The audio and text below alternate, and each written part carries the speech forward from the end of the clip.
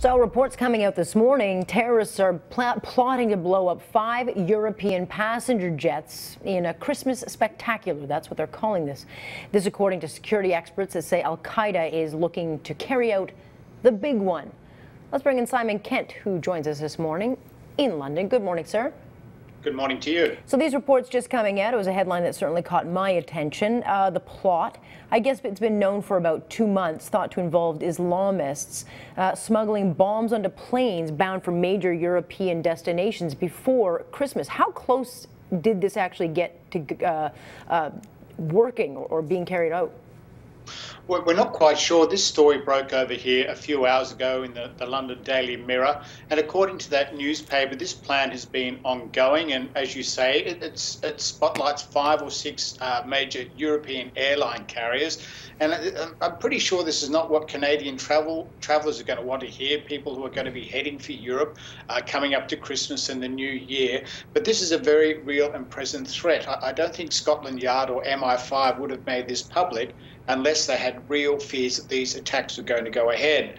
We've told that flights won't be cancelled, but people coming to Europe are going to have to expect delays. There might be restrictions in carry-on luggage and baggage, telephone use, cell phone use on flights in Europe, laptop restrictions, a whole lot of security restrictions coming in because of this threat, and it is only a threat at this stage, and I hope it stays that way, of a major jihadi spectacular in the skies over Europe sometime in the next 4 weeks. Yeah, I mean, we can't even say that this thing has been thwarted. It's only that it's on the radar right now. So something catastrophic, and that's the words used by officials, something catastrophic is going to happen very soon. And this thing has gotten so serious that they're actually looking at banning all hand luggage on board, the above board, mobile phones, electronic devices, all banned from the cabin. It's like this big 9/11 coordinated attack. Yeah, because the fear is that at some stages, spectacular is going to happen through sheer weight of numbers and sheer weight of threats. And the threats are coming from the usual people, as you'd expect, the usual jihadi organisations, and nothing else, Alex. The plan is even if they don't drop a plane out of the sky, they can disrupt people's lives and cause people to think twice and cause that much uncertainty in the airline industry, which is a global facilitator worth a lot of money to a lot of countries. Then they might have halfway achieved their aim. But let's not fool ourselves about this. The aim is to bring down a major passenger plane, if not 5, somewhere over Europe, and it sends a chill through all travellers at a time of year which, it has to be said, in Europe, like Canada and North America, is the single busiest time of year for people who want to get on a jet and fly off and see their loved ones or even just take a break. Yeah, look, this is going to cause some real headaches for Christmas travellers. I would think that Heathrow, being the biggest airport throughway in Europe, there are going to be some major delays. There will be. You're quite right. Heathrow is a major gateway. It's a hub for a whole lot of European airlines. But I think people will just have to be patient. They're just going to have to be prepared to go to the check-in desk and security and have a long wait. And I don't know about you, Alex, but I'd much rather have a long wait and leave plenty of time up my sleeve and let them do whatever they want security-wise, if it means we keep on flying and if it means we defeat the people who would try and scare us into not doing that and scare us into not going about our day-to-day business. Sure. But let me stop you there, because it's the airlines, as I understand, that have to agree to do this, and some of them don't want to inconvenient their passengers. And so, you know, to me, I would rather them take more time to do what they have to do than risk, you know, my comfort for an extra savings of 5 minutes. Well, let me tell you something too. The airlines are pushing back about this because of the bottom line. Yeah. They're worried that business travellers won't travel because they can't fire up their laptop when they sit down or use their cell phones when they're in flight. And that's where the pushback comes from the airlines.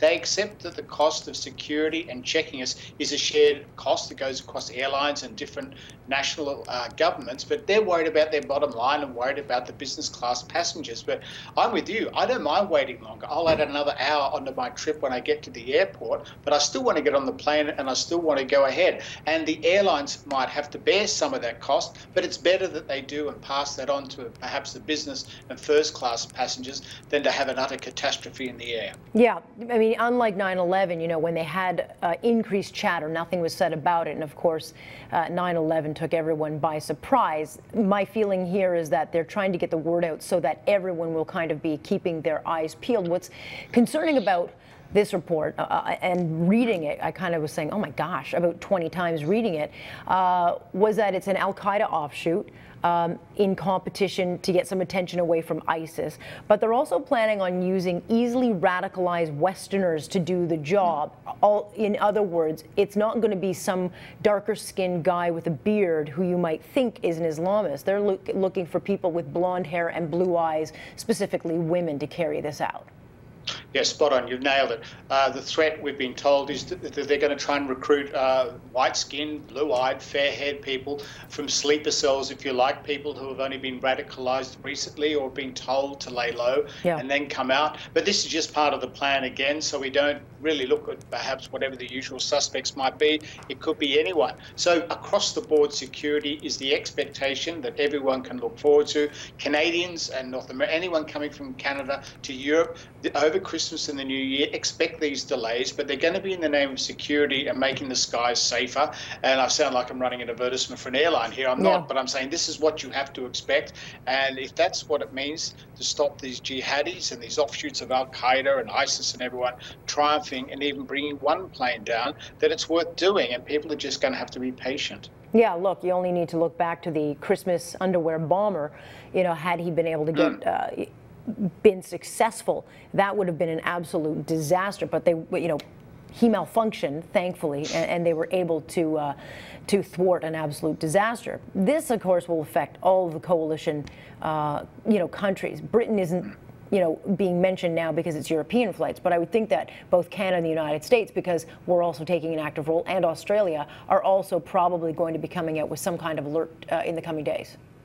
That's correct, and Heathrow is always chosen because, as I was saying, that's a hub airport. It's a major, one of the world's busiest airports. More planes come through there on a commercial day in operation than anywhere else in the world. So that'd be an obvious target for a jihadi looking to make a name for himself or herself and have this spectacular. I guess we've all got to be alert. I think this message is coming out now, well ahead of Christmas, 3.5 weeks to go, to get people prepared and to realise that when you come to Europe, when you come to London, you're going to see a lot of security on the ground, security forces. I was up at Oxford Street and Regent Street this morning here in central London. There is security. It's not obvious, but there is a feeling that these threats are real and these threats are present and they're dangerous. Yeah, interesting times, and I guess because this is just coming out in the last few hours, we'll keep an eye and see what happens in the coming days. But if your bag's not allowed up on the flight, I don't want it in the hull either. So I'm not real comfortable with any of the information coming out on this.